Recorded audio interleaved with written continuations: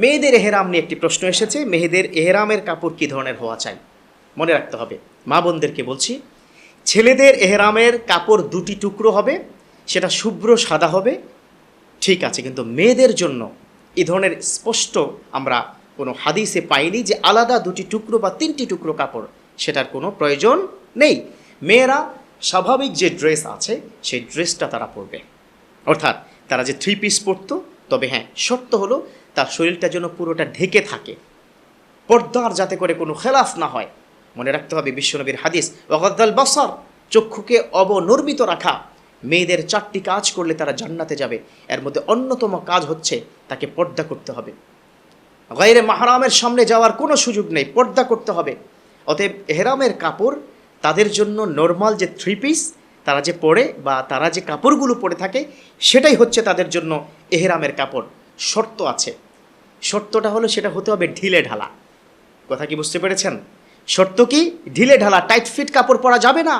আজকাল আমার মা বোনদেরকে বলছি, ক্ষমা করবেন, কষ্ট পেল আপনারা পাবেন না, আপনারা কিন্তু বোরকাও পরছেন অনেক ফ্যাশনেবল। নো, ইটস নট ইসলাম, এটা কিন্তু ইসলাম নয়। ইসলামে ঢিলে ঢালা পোশাক, আপনারা যখন সৌদি আরবে যাবেন সেখানে দেখবেন সৌদিয়ান মা বোনেরা একেবারে ঢিলে ঢালা পোশাক পরে, তাদেরকে কিন্তু দেখাই যায় না।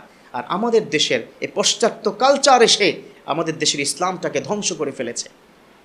এত টাইট ফিট তারা বোরকা পরে, হিজাব পরে, সেটা ফ্যাশনেবল হয়ে যায়। তার চাইতে 3 পিস অনেক উত্তম হয়। এখন আবার ভাববেন না যে আমি 3 পিসের পক্ষে বলছি, না, তেমনটি কিন্তু নয়। পর্দা করতে হবে, বোরখা পরতে হবে, হিজাব পরতে হবে, কিন্তু সেটা হতে হবে ঢিলে ঢালা।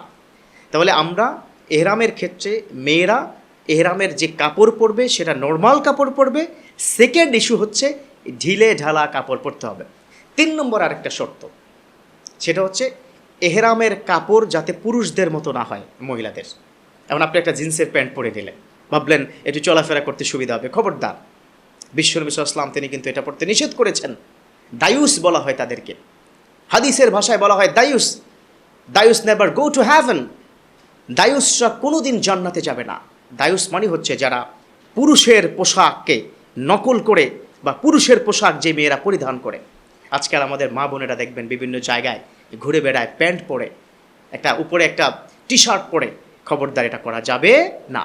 তাহলে মেয়েদের এহরামের কাপড় হবে 3টি প্রক্রিয়া বলেছে। নাম্বার 1 হচ্ছে সাধারণ যে 3 পিস বা যে নর্মাল কাপড়গুলো হবে।